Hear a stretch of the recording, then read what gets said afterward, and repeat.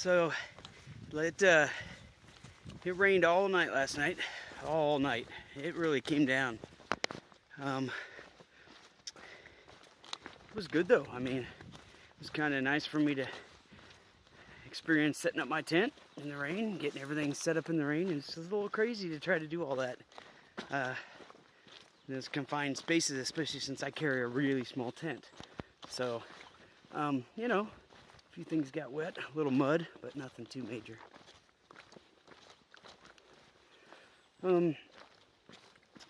Got really cold, much colder last night.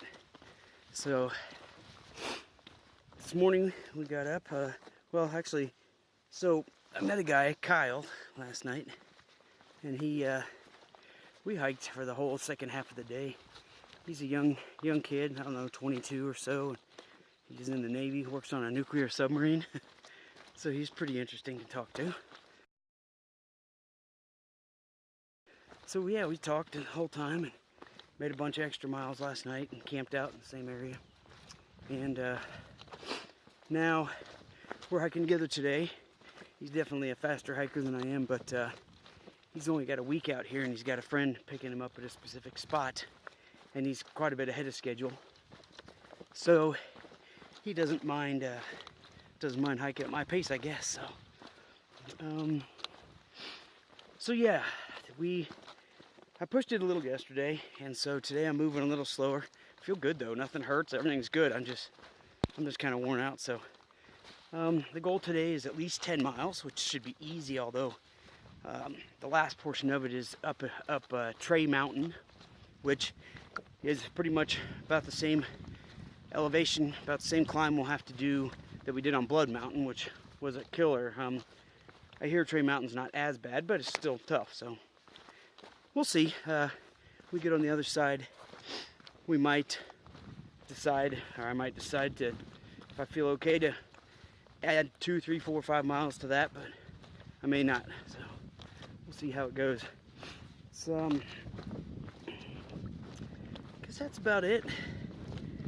Nothing else going on. I have to wearing some extra layers today because it's chilly out.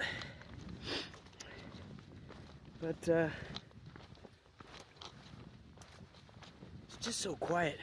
I'm seeing less and less people all the time, I think, as we get further and further north. And we're not very far north, but, you know, already there's several people I know that have dropped off the trail, and I'm sure there are, you know, dozens more I never met that dropped off the trail. So it seems to be less and less, but it doesn't seem like it when you pull into one of the hostels.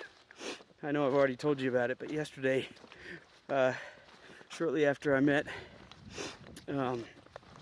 Kyle, we stopped into the hostel just to get some water and at one of the stream there and rest our feet for a few minutes. And I mean, it couldn't have been 1 o'clock, and their hostel was filled with people. They already had their mattresses blown up and their sleeping bags out, and they grabbed their spot, and there were no more spots. So, and there were a dozen people standing around them that were getting ready to either actually setting up their tents or getting ready to set up their tent. So it's a strange kind of thing. You're out here to hike, and I guess a lot of people like it's just a different mentality, I guess. You know, I'm just in a different place since I'm trying to move a little faster. Anyway, all right, I'm gonna start trucking.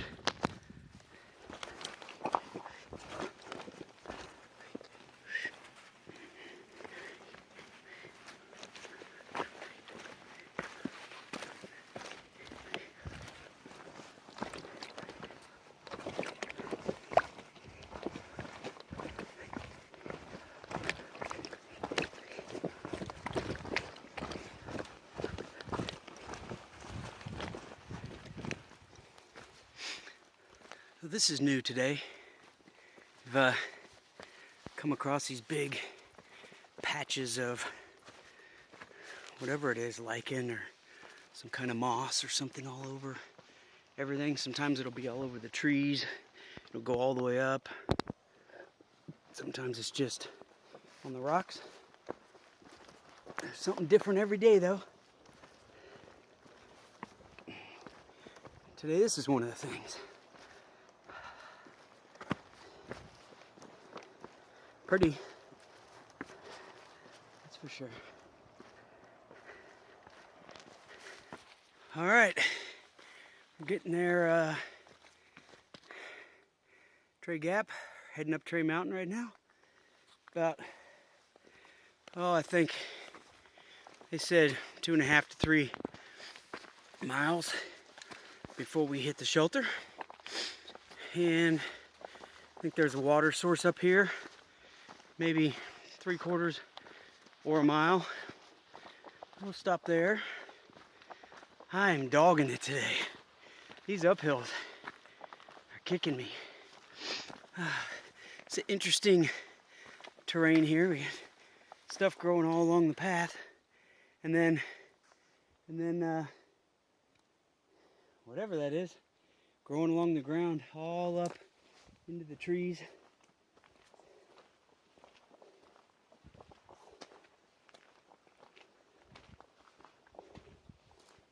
Always something new to see. I don't know how that tree grew that way. So, it's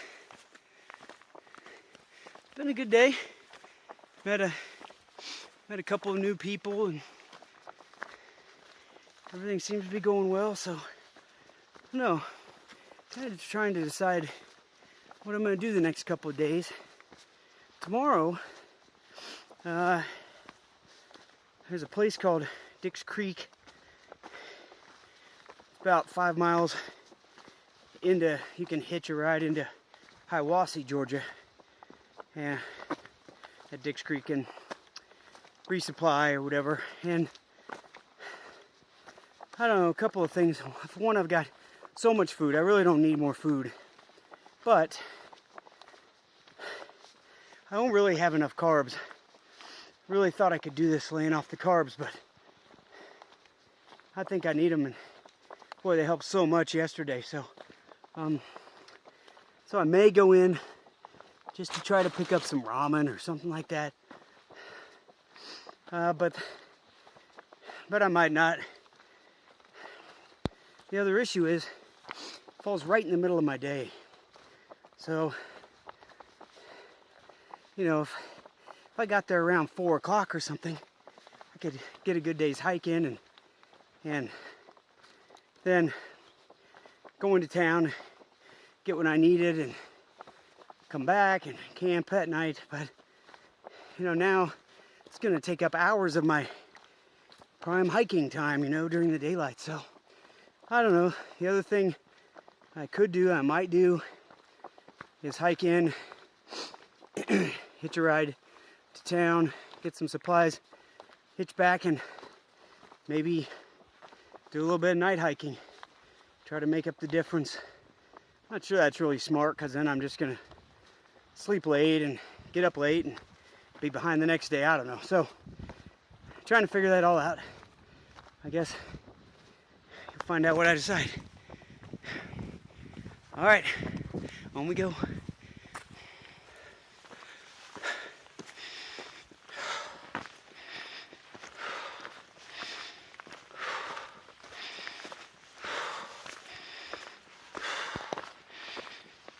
It's 4:45 at night, and I'm pressing on. I stopped at a shelter at 10 miles into my hike today with the guy Kyle I was talking about. And earlier today I'd been trying to talk him into making it to Addis Gap, which is at the 15-mile mark, so another 5 miles. And he wasn't too keen on it. But while we were sitting there, he started thinking maybe that was a good idea. And in the meantime, I had decided I was starving, so I pulled out food and made dinner and ate. And he took off for the Gap. And I thought, you know, I'm just gonna stay here tonight. And then after I got done eating, I thought what I usually think, which is, what am I going to do in my tent for 4 hours? So here I am, hiking on. I really question whether I have it in me to do, whoa, dropped my trekking pole, to do another 5 miles. But I'm gonna do what I can do, and I may just need to stealth camp out here somewhere. There are plenty of good places I can find. I've got plenty of water to get me through the night and the morning, so we'll see. I probably have 3 hours before it starts to get fairly dark, dusk, and then maybe a little bit more before then, or before it gets totally dark. So I don't know. We'll see what happens. Hey, it's 6 o'clock, and you know, it's not late, but there's just no one out here. It is pretty incredible, actually. It's just quiet. You don't really even hear many birds. There's a few. I know from my experience anyway, your best chance to see bears is usually at dusk or dawn, you know, before everybody's gotten out and kind of scared them off. And they're out walking the trail looking for stuff that had been left over by hikers, and maybe I'll see a bear or something. Kind of doubt it. But it's just so peaceful. So peaceful. Just stop and just listen.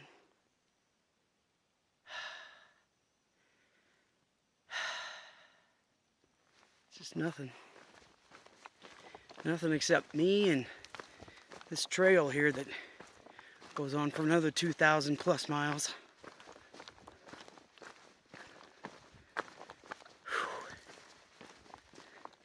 Incredible to be out here. Well, I was too tired. I could not make it to Addis Gap, so I went about 3.5 miles instead of 5. And this is what I found. I am out in the middle of nowhere. This is everything around me. And the sun is almost down. Just a few minutes over the ridge. And this is everything. And tomorrow my sunrise will be right there when I wake up. Hey, I thought I would give you a tour of my home. So this is the back, and this is the front door. Don't mind the mud. It rained last night. That's where I have to store my shoes. So it's not actually muddy, it's just dirty now and it'll have to be washed. This is my storage closet. This is my clothes drying rack. This is the bedroom, kitchen, living room, bathroom if you have something in there to go to the bathroom in. Reading room, library. Yeah, it's pretty much everything. There's my bed. And there's the front yard. Thanks for coming. Hey, so it's supposed to get down to maybe a little below 20 tonight. And I've got a 20-degree sleeping bag. But 20-degree sleeping bag, first of all, sleeping bags, their rating system is not a standard. So 20 degrees for one company means something totally different than 20 degrees for another company. But basically it means something kind of like, you know, what it'll keep your body alive at, or, you know, whatever. It's certainly not comfort level. I mean, you would be absolutely miserable at 20 degrees in this bag. So, what I'm going to be wearing tonight is I'm going to be wearing my darn tough socks with some synthetic long underwear. I have got another pair of cotton long underwear that have a leaf on them that I will put over top of those. And I will also wear my shorts over top of both of those. I've got a pair of these cheap kind of dress sock type things that are good. Sometimes if you have blisters, you put them inside your regular socks. And anyway, so I'll be wearing those, and I've got another pair of darn tough socks. If it gets really cold, I can put those on. As far as pants goes, if it gets really cold, I also have my rain pants that I will put on. All my rain gear was really wet this morning, but I got it all dried out because I knew it was going to be cold, and I need it in case I need to be able to get to it. I have this long sleeve synthetic undershirt that, you know, covers all the way down to my hands, and then this Columbia button up that goes over it, which I have the collar so nicely situated. Anyway, then beyond that, I have my shirt that I wore today that is totally sweaty and wet, so I will not be wearing that tonight. I will be putting that in the bottom of my sleeping bag to hopefully dry with my body heat. But I do have my North Face jacket, coat, puffy, that I will certainly wear to bed inside. Well, actually, I probably won't. I'll probably go to bed and just keep that close by in case I need to put it on inside my sleeping bag. And then I will wear my marmot hat, and I'll have that down all around me and then tucked inside my my mummy bag. And then I've got my inexpensive wool gloves that I will also probably be wearing, or maybe I'll leave those close by as well. So that's everything. I mean, if worse got to worse, I have an extra pair of shorts, and I've got like a orange blaze shirt also, just for if I happen to be around when there was hunting season. But I've worn less than this in colder weather, so that should pretty much cover it. And it's gonna be a chilly night. It's not always so fun when it's cold, because you need a mummy bag to get all up and around and to keep everything.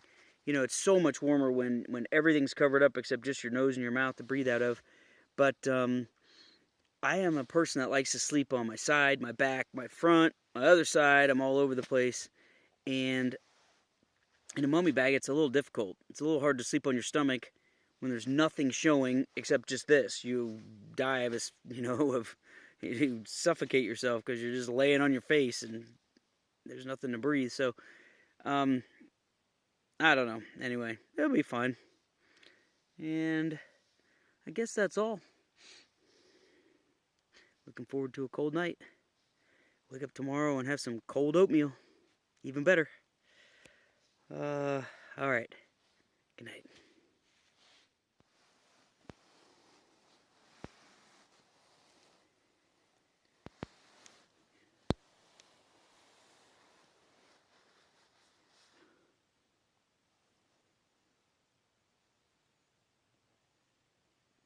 Good morning.